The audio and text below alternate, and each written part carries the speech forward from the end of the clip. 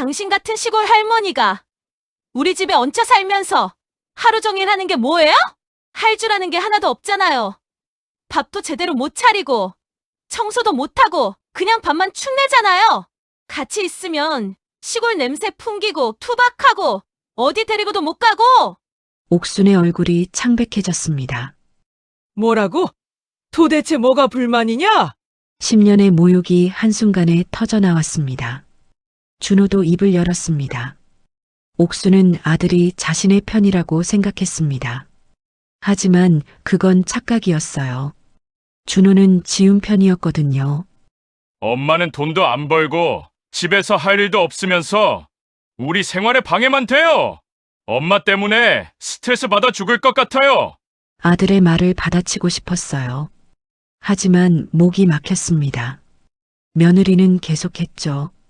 이제 더 이상 우리 집에서 필요 없어요. 요즘 누가 당신 같은 할머니를 모시고 살아요? 촌스럽게 그런 집 아무도 없어요. 옥순의 가슴이 철렁했습니다. 마치 낭떠러지에 떨어지는 기분이었어요. 그 말들은 10년간 쌓여왔던 모든 게 폭발한 순간이었습니다. 그렇게 10년이 끝났습니다. 하지만 그때 그들은 몰랐습니다. 이 말 한마디가 68세 여자의 인생을 완전히 역전시킬 거라는 것을, 버림이 오히려 그녀를 가장 강한 여자로 만들 거라는 것을요. 그들이 어떤 대가를 치르게 될지도 전혀 알지 못했습니다. 그 대가가 얼마나 크고 얼마나 참담할지도요. 그럼 오늘의 황혼사연집 이야기 시작합니다. 옥수는 68세, 남편은 5년 전 교통사고로 세상을 떠나고 나서 아들 준호의 집으로 들어갔습니다. 서울에 있는 25억짜리 아파트였죠. 그 집에서 보낸 시간이 10년이었습니다. 하지만 이제는 아들의 집에서 조금씩 자존감을 잃어가고 있었어요. 옥수는 시골 마을에서 태어났습니다. 어렸을 때부터 손이 빨랐어요. 밥을 짓고 채소를 다루고 집을 정리하는 일이 살림은 누구보다 잘한다고 생각했습니다. 그래서 밥상 차리는 게 자신의 사랑 표현이라고 믿었어요. 남편을 위해, 아들을 위해, 남편과의 결혼 40년. 남편도 옥순의 손맛을 알았습니다. 매일 밥상 앞에서 옥순을 보며 웃었어요. 그 웃음이 옥순의 가장 큰 보상이었습니다. 아무것도 필요 없었어요. 밥을 먹으며 남편이 웃으면 그것으로 충분했거든요. 5년 전 남편이 세상을 떠났습니다. 그때 옥수는 혼자 남겨졌어요. 한 달을 혼자 지내니 집이 너무 크다고 느껴졌습니다. 밥을 지어도 먹을 사람이 없었거든요. 그때 아들은 말했습니다. 엄마, 혼자 있으면 외로우시니까 우리 집에서 같이 살아요. 옥수는 좋았어요. 다시 역할이 생겼다고 생각했거든요. 밥을 지을 사람이 생겼으니까요. 옥수는 짐을 꾸렸습니다. 남편의 사진, 옷 몇 벌, 그리고 주방용품들. 이제 서울에서 살 거라고 생각했어요. 옥순이 첫 발을 디딘 날, 거실의 넓이만 해도 시골집 전체 크기였습니다. 잔디가 깔린 공원이 보였어요. 한강도 흐르고 있었습니다. 내 아들이 이런 곳에서 산다고? 뿌듯하고 자랑스러웠어요. 준호는 IT 회사 차장이었습니다. 월급은 300에서 400만 원 사이. 그 정도로는 서울 아파트를 살 수 없었죠. 모든 건 며느리이자 아내 지훈의 돈이었습니다. 지훈은 대기업 부사장이었습니다. 연봉은 3억 원대. 아파트도 지훈의 돈으로 샀어요. 대출도 지훈이 냈습니다. 이사비, 인테리어비, 가구 모두 다 지훈이 했습니다. 지훈은 자신의 돈이 곧 권력이라고 생각했습니다. 돈을 많이 버는 여자는 어딜 가서도 큰 소리를 칠 수 있다고 믿었죠. 시어머니 앞에서든 남편 앞에서든 자신이 이 집의 왕이라고 생각했어요. 집에서 누가 살든 자신의 결정이 우선이라고요. 10년은 길었습니다. 그 10년은 모두 한 방향으로만 흘렀으니까요. 옥순의 자존감이 깎여나가는 방향으로 매일 옥순은 새벽같이 일어났습니다. 밥을 차려야 했거든요. 목이 따끔거리고 무릎이 아팠어요. 하지만 참고 일어났습니다. 10년을 이 집에서 일하며 쌓인 통증이었습니다. 그렇게 밥을 지었고 김이 모락모락 나왔습니다. 옥수는 밥을 푸며 생각했습니다. 오늘은 무슨 잔소리를 할지. 반찬을 담았습니다.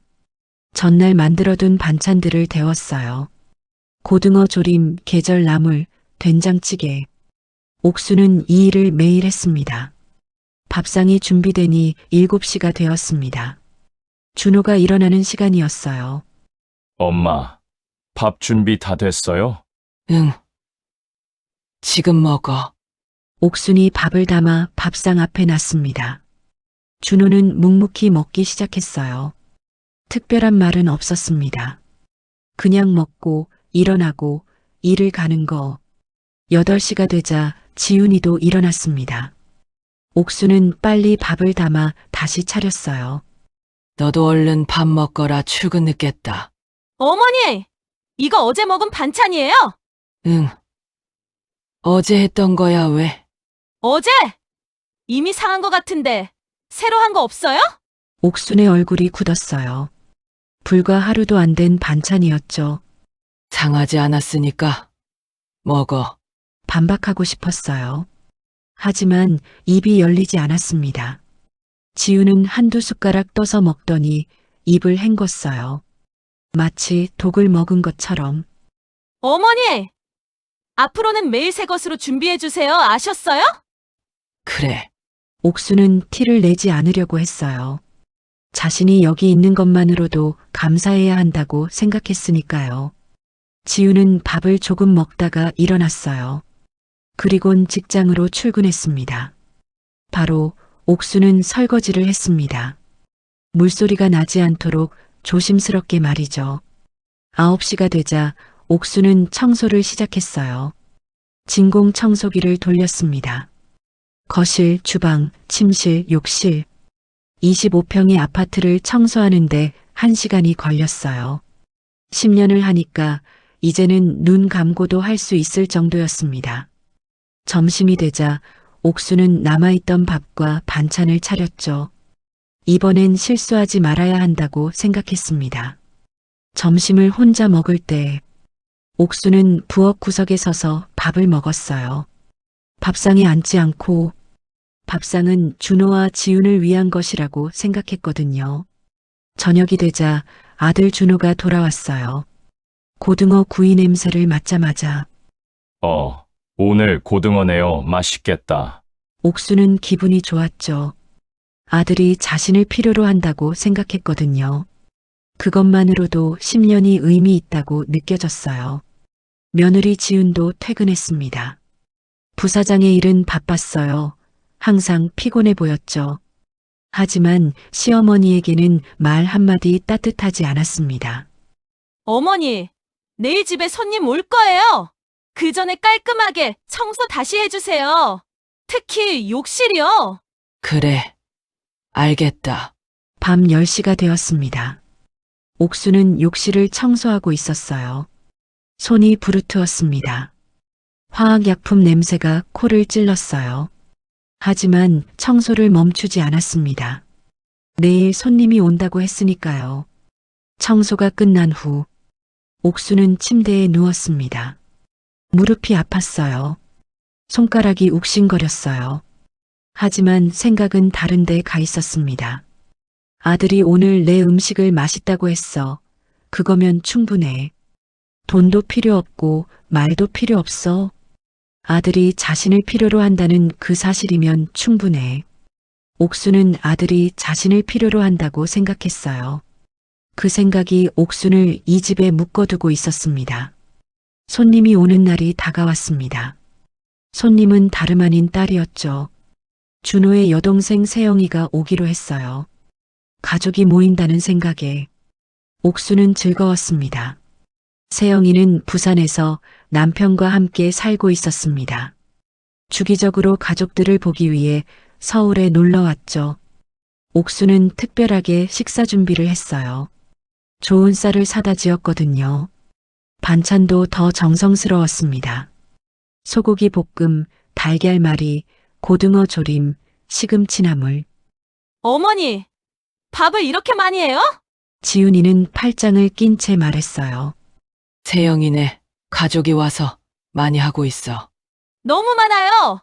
이거 다 남기면 돈이에요. 돈! 낭비하지 마세요. 지훈의 말은 따가웠습니다. 그래. 다음부턴 조금씩 하마. 미안하다. 아! 다 했으면 이제 청소하세요. 곧 세영이네 올 텐데 거실에 먼지가 떠다니네요. 청소를 다시 했습니다. 거실, 침실, 복도, 모든 구역을 다시 닦았어요. 진공 청소기도 다시 돌렸습니다. 저녁에 세영이가 도착했습니다.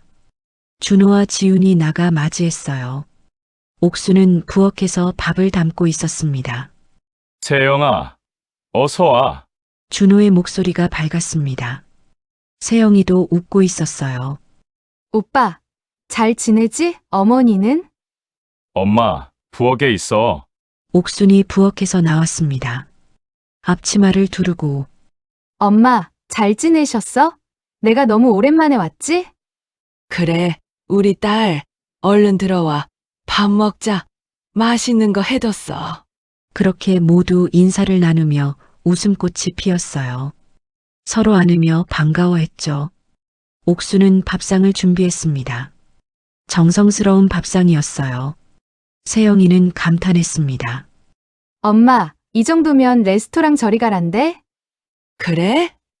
많이 먹으렴 고마워. 옥수는 행복했습니다. 딸이 좋아하는 모습을 보며 옥수는 더욱 힘이 났어요. 하지만 며느리 지우는 다르게 봤어요. 밥상을 흘깃보더니 핸드폰을 집었습니다. 세영이는 이상하다고 생각했어요. 엄마, 이 나물은 뭐야? 시금치에 참기름 묻힌 거야? 방금 했어. 어머니, 도시에서는 항상 그렇게 하는 게 기본이에요. 지훈이 끼어들었습니다. 자신의 젓가락으로 나물을 떠보였어요. 그리곤 트집을 잡기 시작했죠. 이거 봐. 기름이 너무 많이 떨어지지 않아요? 매번 이렇게 하니까 다음날 같은 반찬 먹기 싫은 거예요. 세영이는 당황했어요. 어머니의 나물은 맛있었거든요. 하지만 뭔가 이상한 분위기, 며느리가 시어머니를 깎아내리는 느낌이었거든요. 여보, 엄마 나물 맛있어. 난 괜찮은데 왜? 준호가 끼어들었습니다. 당신은 뭐 아는 게 있어? 지훈의 말투는 무시였습니다. 새언니, 엄마가 힘들게 요리했는데 그냥 먹어요. 굳이 비교하지 말고요. 세영이가 말했습니다. 세영아, 너 서울에 자주 와봤어? 도시 사람들이 어떤 음식을 좋아하는지 알아? 지훈이 반박했어요. 글쎄요, 서울이라고 먹고 사는 게 다르진 않으니까요. 세영이가 말했습니다. 하지만 지훈은 더 이상 대화를 계속하지 않았어요. 자신의 휴대폰을 다시 집었거든요. 옥수는 아무 말도 하지 않았습니다. 밥을 조용히 먹었어요. 하지만 마음이 쓰렸습니다. 자신이 만든 밥상이 문제 있는 것처럼 느껴졌거든요. 식사가 끝난 후 옥수는 밥상을 정리했습니다. 세영이가 도와주려고 했어요. 세영아. 나도 내가 할게. 엄마, 제가 할게요. 음식 하시느라 힘드셨잖아요. 모두가 잠든 밤, 세영이는 옥순에게 갔어요. 방문을 닫고 엄마, 새언니가 힘들게 해. 아까 엄마한테 하는 거 보니까 진짜 너무하던데. 엄만 왜 가만히 있어? 세영이가 말을 꺼냈습니다. 괜찮아. 다들 이렇게 사는 거야. 내가 여기서 얹혀 살잖니. 네가 이해해. 옥순이 대답했습니다. 하지만 눈이 축축했어요. 엄마, 이럴 바엔 혼자가 편하지 않아? 아니면 우리 집에 와서 살지. 아니야. 괜찮아, 준호가 있으니까. 옥순이 말했습니다. 하지만 준호가 자신을 지켜주지 않는다는 걸 옥순도 알고 있었어요. 다음 날 세영인의 가족은 다시 부산으로 갔습니다. 떠나며 옥순의 손을 오래 잡았어요. 마치 위로하는 것처럼 옥순은 장을 보러 나갔습니다. 아파트 근처 시장. 거기서 옥순은 항상 만나는 시장 아줌마가 있었어요. 정육점을 운영하는 정순이었습니다. 옥순이 왔어. 어제 집에 누가 왔다 갔어? 응.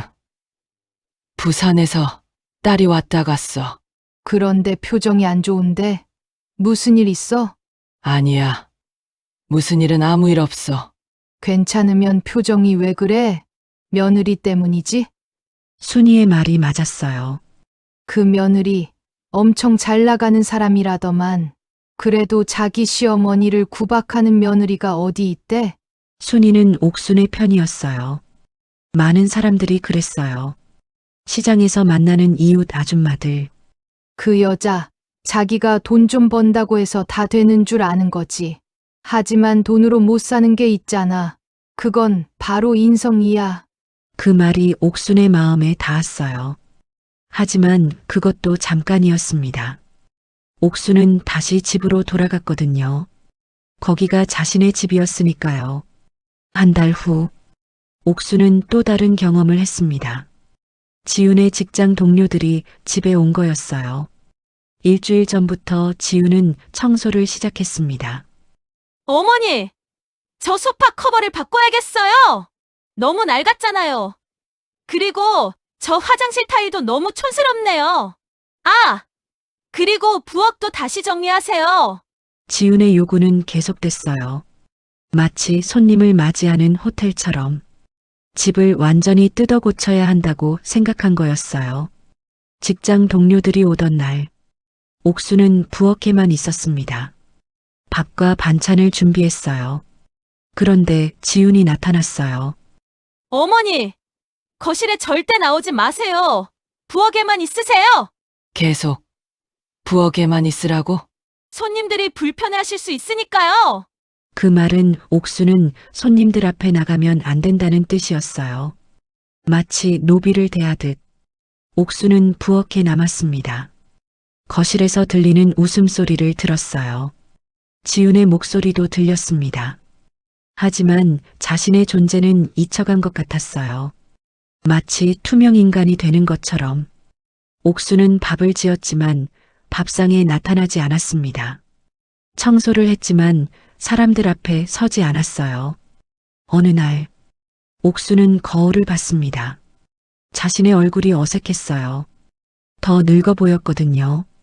마치 집기처럼 내팽개쳐진 가구처럼. 그날 밤 옥수는 남편의 사진을 들었습니다. 남편이 웃고 있었어요. 40년을 함께한 남편의 얼굴. 보여, 여보? 아들을 위해 평생을 다했는데 지금 상태를 봐. 못난 놈. 옥수는 사진을 안으며 눈물을 흘렸습니다. 다음 날 또 다른 일이 생겼습니다. 옥수는 점심때 배가 고파 라면을 끓였어요. 어머니, 라면 끓이시는 거예요? 응. 라면 끓이고 있어. 배가 고파서. 어머니, 혼자 라면 끓여 먹어요? 응. 혼자 먹을 거니까. 어머니, 우리 집에서 라면 끓이면 냄새가 집 전체에 밴다니까요. 다음부터는 밖에 나가서 먹고 오세요. 옥수는 결국 라면을 버렸어요. 아무도 모르게 화장실에 버렸습니다. 서서히 작은 모욕들이 모여 큰 상처가 되었어요. 말 한마디, 태도, 시선, 옥순을 무시하고 깎아내렸습니다. 옥수는 점점 작아져 갔습니다. 마치 사라져가는 것처럼. 결국 아들 준호와의 대화도 줄었어요. 자신이 필요 없다고 생각했거든요. 이런 상처를 가진 여자가 한순간의 결정으로 모든 것을 바꾸게 될 줄은 아직도 아무도 몰랐습니다. 결국 쌓였던 감정들이 폭발했습니다. 아침 7시 어느 때와 같이 아침 식사 준비를 했고 최선을 다했어요. 그 순간 지훈이 밥을 한 숟가락 뜯어 말고 말했습니다. 뭔가 예감이 좋지 않았거든요.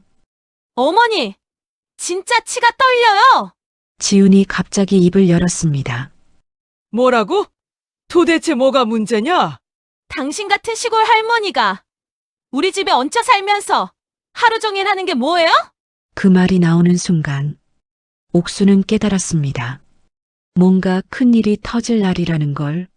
할 줄 아는 게 하나도 없잖아요. 밥도 제대로 못 차리고 청소도 못하고 그냥 밥만 축내잖아요. 같이 있으면 시골 냄새 풍기고 투박하고 어디 데리고도 못 가고 제 마음에 드는 게 하나도 없잖아요. 지훈의 목소리가 날카로웠어요. 마치 범죄자 취급을 하는 것처럼 보였습니다. 준호도 입을 열었습니다. 옥수는 아들이 자신의 편이라고 생각했습니다. 하지만 준호는 지훈 편이었어요. 엄마는 돈도 안 벌고 집에서 할 일도 없으면서 우리 생활에 방해만 돼요. 엄마 때문에 스트레스 받아 죽을 것 같아요. 반박하고 싶었어요. 하지만 목이 막혔습니다. 며느리는 계속 말했습니다. 이제 더 이상 우리 집에서 필요 없어요. 요즘 누가 당신 같은 할머니를 모시고 살아요? 촌스럽게 그런 집 아무도 없어요. 마치 낭떠러지에 떨어지는 기분이었어요. 그 말들은 10년간 아들 며느리가 쌓여왔던 모든 게 폭발한 순간이었습니다. 옥수는 아무 말도 하지 못했습니다. 눈물이 나왔어요. 다음 날, 지훈이 옥순을 거실로 불렀습니다. 준호도 함께였어요. 어머니, 요양원 들어가시는 거 어때요? 지훈이 말했습니다. 마치 비즈니스 미팅을 하는 것처럼. 뭐라고? 요양원. 갑자기 무슨 요양원이냐? 어머니, 나이도 있으시고 저희가 제대로 돌봐드릴 수 없어요. 저희도 이젠 불편하고요. 거기 가면 친구분들도 있고 좋을 거예요. 거긴 밥도 다 주고 편하잖아요? 돈은 제가 낼게요. 옥수는 고개를 저었습니다. 나는 아직 정신도 멀쩡하고 몸도 멀쩡하다. 거기는 안 간다. 지금 요양원 들어갈 정도로 나 힘들지 않다. 걱정 말거라. 옥순이 큰 목소리를 냈습니다. 어머니, 거기는 전문 의료진도 있고 시설도 좋아요. 고집 부리지 마시고 들어가는 게 좋을 것 같은데요. 지훈이 말했습니다. 난 분명히 얘기했다. 안 들어간다. 준호는 말이 없었어요. 그저 고개를 숙이고 있었습니다. 그날 저녁 준호와 지훈은 함께 있었습니다. 여보, 어머니, 요양원 안 가신다고 버티시네. 나 너무 힘들고 짜증나. 당신 힘든 건 알겠는데 그래도 너무 강하게는 하지 마. 나도 힘들고 지친다.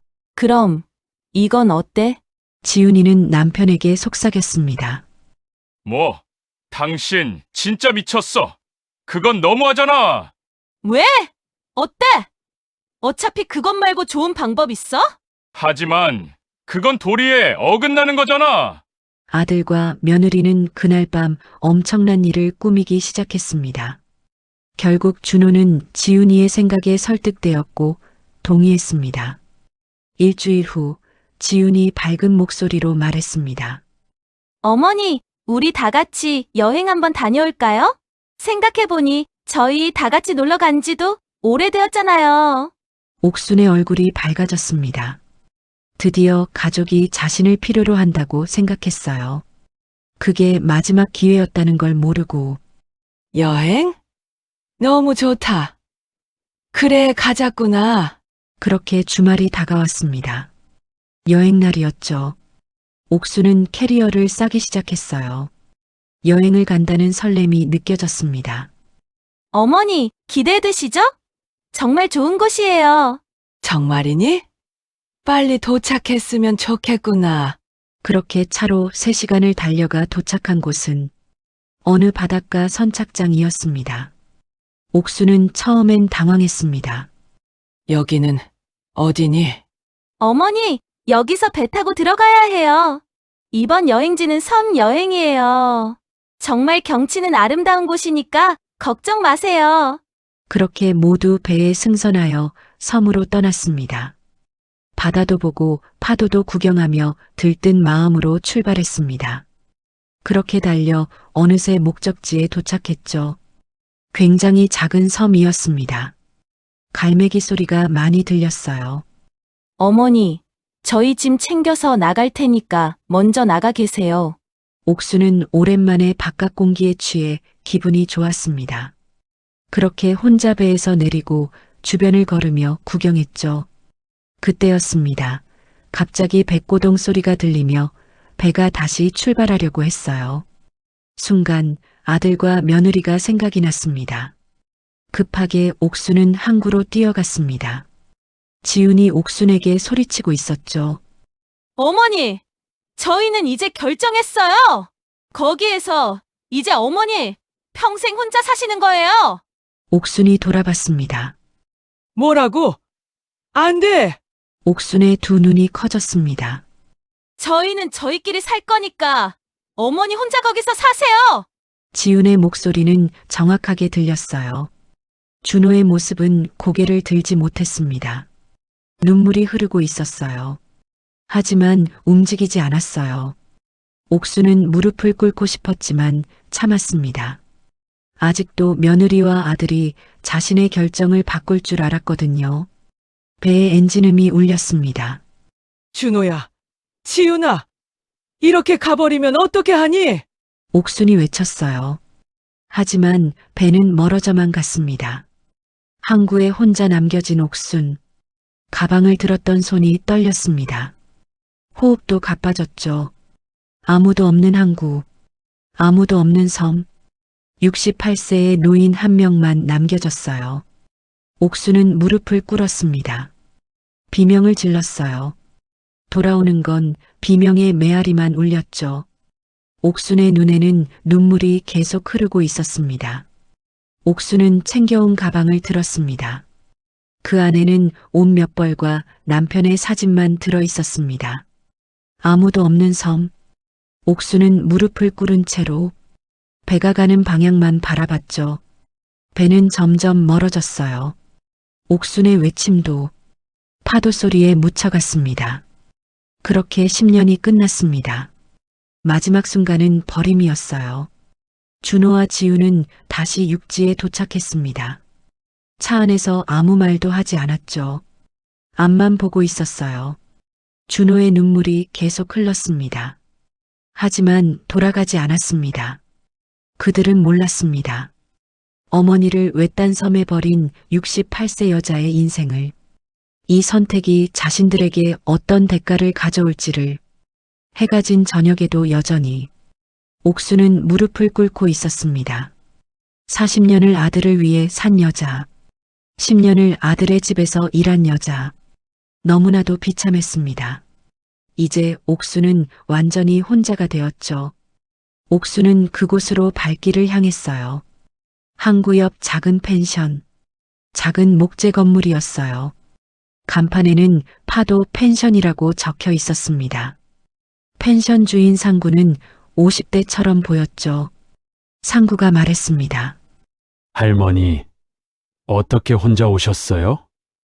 옥수는 말을 하지 못했습니다. 하지만 상구는 옥순의 눈빛을 보고는 더 이상 묻지 않았죠. 그리곤 따뜻한 차를 내주었어요. 옥수는 울었습니다. 10년을 참았던 눈물이 흘러나왔습니다. 일단 여기서 푹 쉬세요. 방도 따뜻하게 해두었어요. 상구는 할머니를 따뜻하게 배려해 주었습니다. 다음 날 상구가 옥순에게 말했죠. 할머니, 당분간은 여기서 편하게 지내세요. 제가 도울 수 있는 건 도와드릴게요. 그리고 여기서 함께 일해보실 생각 있으세요? 월급은 얼마 안 되지만 밥은 충분하고 방도 따뜻하고. 상구는 옥순이 오갈 데 없다라는 걸 벌써 알고 있었죠. 옥순은 일하기로 했습니다. 이렇게 배려해주니 고맙네. 청소, 밥 짓기, 빨래. 평생 하던 일이었어요. 그렇게 3개월이 지났습니다. 옥순의 얼굴이 점점 좋아지기 시작했죠. 더 이상 아들의 눈치를 보지 않아도 되니까. 더 이상 며느리의 말을 듣지 않아도 되니까. 사실 상구도 자신과 비슷한 상처를 가지고 있었어요. 아이들에게 버림받은 흔적이 눈빛에 보였거든요. 어느 날 저녁, 상구가 옥순에게 물었습니다. 혹시 돈이 필요하지 않으세요? 갑자기 돈이라뇨? 상구가 말했습니다. 네, 투자요, 주식 말입니다. 상구는 전직 증권사 팀장이었습니다. 30년을 그 일을 했던 사람이었죠. 하지만 자식들이 자신을 버렸어요. 저도 처음엔 돈이 뭐 하냐고 생각했어요. 하지만 섬에 오면서 깨달았습니다. 돈은 도구예요. 자유의 도구라는 걸. 자유요? 네, 누구에게도 의존하지 않는 자유. 누구를 기다리지 않는 자유. 그걸 주는 게 돈이에요. 옥수는 생각했습니다. 자신이 지금 갖지 못한 것들이었어요. 누구에게도 의존하지 않는 자유. 누구를 기다리지 않는 자유. 혹시 얼마 정도 가지고 있으세요? 시골집 팔아서 2억 정도. 2억이면 충분해요. 제가 확실하게 도와드릴게요. 상구는 진심으로 옥순을 도와줬습니다. 옥순도 상구의 진심을 알았죠. 처음 주식은 복잡했어요. 상구가 차트를 보여주고 회사를 설명해주고 시세를 읽는 법을 가르쳤습니다. 옥수는 열심히 배웠어요. 왜냐하면 그녀에게 새로운 목표가 생겼으니까요. 아들과 며느리에게 의존하지 않을 거란 목표가 생겼죠. 상구의 추천으로 사고팔고를 반복했어요. 첫 달에는 500만 원 이득, 두 번째 달에는 1000만 원. 옥수는 차트를 보는 손가락이 떨렸습니다. 하지만 무서움이 아니라 흥분이었어요. 처음 느껴본 감정이었습니다. 내가 뭔가를 할 수 있다는 감정. 3개월 후 옥순의 자산은 5억 원이 되었어요. 수익만 3억 원이었습니다. 6개월 후 옥순의 자산은 자그마치 40억이 되었습니다. 운도 좋았지만 옥수는 판단력도 굉장히 좋았죠. 옥수는 상구를 봤습니다. 상구는 웃고 있었어요. 할머니, 대단하세요. 감각이 있어요. 이제는 혼자서도 잘하시네요. 옥수는 즐거웠습니다. 누군가 칭찬해주는 말이었죠. 뉴스를 봐야 한다고 상구가 말했습니다. 투자에 도움이 된다고. 그때였어요. 화면에 나온 헤드라인 기사였습니다. 대기업 부사장 횡령 혐의로 검찰 고소. 그 얼굴은 며느리 지윤이었습니다. 침착한 표정이 사라진 지윤의 모습. 검찰청 앞에 서 있었어요. 옥순의 손이 떨렸습니다. 상구가 옥순에게 보여줬습니다. 유지훈 부사장, 회사 자금 횡령. 약 50억 원대 규모로 추정. 검찰 수사 중. 뉴스는 계속됐습니다. 유지훈 부사장의 아파트가 경매에 올라갈 것으로 예상됩니다. 아파트 매매가 25억 원대로 추정. 그 아파트는 옥순이 그 안에서 10년을 일했던 아파트였어요. 상구가 말했습니다. 저 아파트 경매에 나올 거예요. 추정가 20억 원대 정도 될 것 같은데요. 옥순의 눈빛이 바뀌었습니다. 복수의 눈빛이었죠. 그 집을 사야 할 것 같아. 옥수는 단호했습니다. 2주 후 경매 공시가 났습니다. 아파트 추정가 20억 원. 서울 강남법원 경매실. 옥수는 법원에 들어섰습니다. 경매인이 말했습니다. 강남 은마 아파트 추정가 20억입니다. 입찰을 시작하겠습니다. 다른 입찰자들도 있었습니다. 경매인이 말했습니다. 21억. 다른 사람이 손을 들었습니다. 경매인이 계속했습니다. 22억. 또 다른 사람이 손을 들었습니다. 25억. 옥순의 손이 올라와 있었습니다. 옥순이 말했습니다. 25억. 다른 입찰자는 포기했습니다. 25억은 너무 높았거든요. 낙찰, 망치가 내려쳤습니다. 이제부터 며느리의 집은 옥순의 집이 되었습니다. 더 이상 준호와 지훈의 집이 아니었죠. 옥순의 얼굴에 복수의 미소가 떠올랐습니다. 옥순은 6개월 만에 38억을 벌었고 아들과 며느리의 모든 것을 소유하게 됐습니다. 하지만 그것이 목표가 아니었어요. 진짜 목표는 따로 있었습니다. 섬으로 돌아가는 길. 처음엔 절망에 잠긴 옥순이었습니다. 하지만 지금은 다른 여자가 되어 있었어요. 자존감 있는 여자. 분노를 힘으로 바꾼 여자. 선착장에 내렸을 때 옥순은 하늘을 봤습니다. 구름도 없는 맑은 하늘. 처음으로 자신을 되찾은 기분이었거든요. 옥수는 더 이상 시골 할머니가 아니었어요. 다음 날 지우는 밤새 검찰 조사를 받고 창백해진 얼굴로 돌아왔어요. 준호도 모든 걸 잃고 허탈한 표정으로 있었죠. 그때 준호 핸드폰이 울렸습니다. 옥순이었어요. 엄마, 저 어떻게 해요? 저 이제 다 끝났어요. 지금 아파트로 올라가마. 옥순이 살던 집이었습니다. 이제는 옥순의 집이 되어버린 준호와 지우는 문 앞에 섰습니다.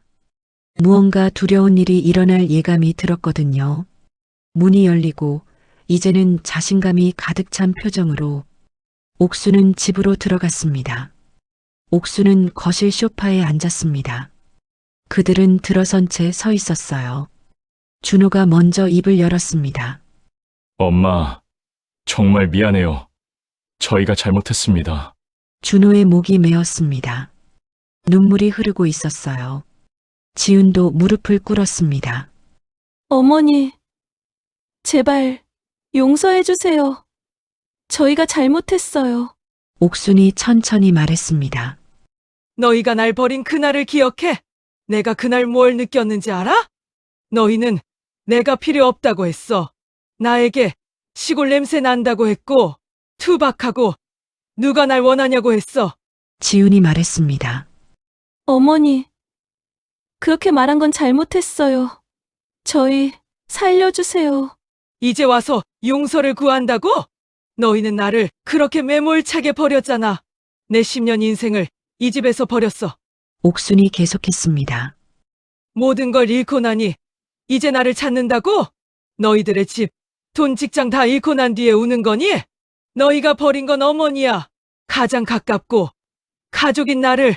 준호가 말했습니다. 엄마, 저희가 앞으로 잘할게요. 기회를 주세요. 그땐 저희도 몰랐어요. 너무 당연하다 보니 깨닫지 못했어요. 기회? 너희가 나한테 준 기회가 뭔데? 벼랑 끝까지 내 몸 기회밖에 없었어. 이제 너희도 똑같이 그 기회를 받아들여봐. 옥수는 더 강하게 말했습니다. 너희가 나를 버린 것처럼 너희도 새로 시작해봐. 나처럼 바닥에서부터 나처럼 다시 일어나봐.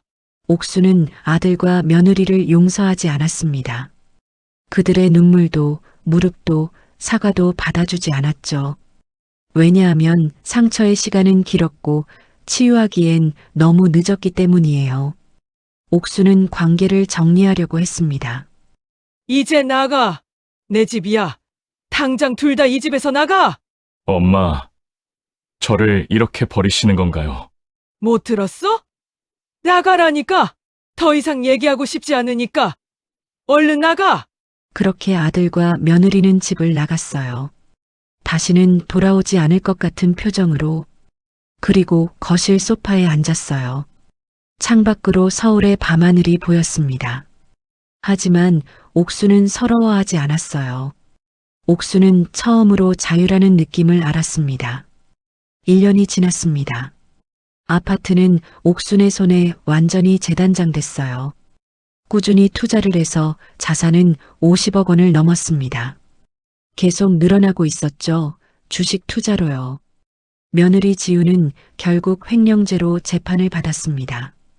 징역형을 선고받게 되었죠. 아들 준호는 반지하 10평 집으로 이사를 했고 편의점 아르바이트를 하며 근근히 버티고 있었습니다. 그렇게 둘은 협의 이혼을 하게 되었어요. 옥수는 이제 누구를 기다리지 않았습니다. 누구를 위해 살지도 않았어요. 누구의 눈치를 보지도 않았습니다. 오직 자신을 위해 살았죠.